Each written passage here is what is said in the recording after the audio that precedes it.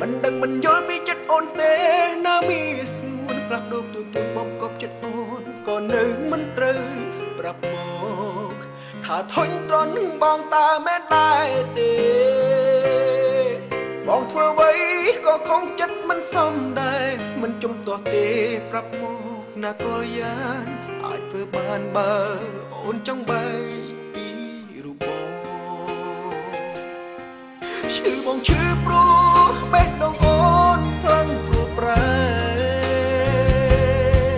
ឈឺបងឈឺព្រោះគប់ចិត្តស្នេហ៍មិនដែលចេះត្រូវទេ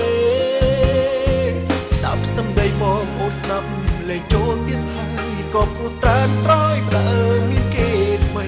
តែអ្វីក៏ថ្លៃមិនប្រាប់ឲ្យត្រង់ប្រាប់មកថាអូនចង់បែកគ្នាគឺព្រោះបងងារអស់ចិត្តលែងហ៊ានបងខំបងក៏មិនបិទសិនមិនហ៊ានរៀបរៀង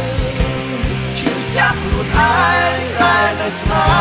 ហ៍នោះអ្នកដែលអស់ចិត្តរូបតែក៏ពិតអ្វីខុសពីគ្រាមួយ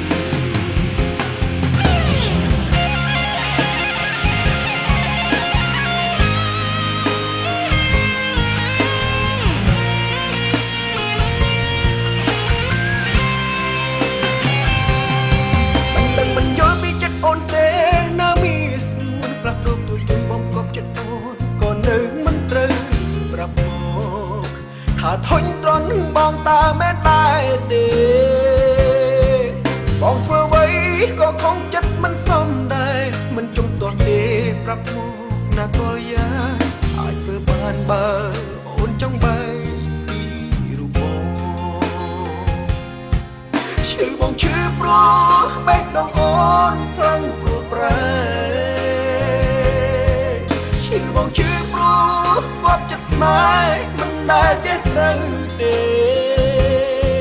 ស្ដាប់សំដីបងអូនស្ដាប់លេងចូលទៀតហើយក៏ព្រោះត្រានត្រយដើមមានគេថ្មី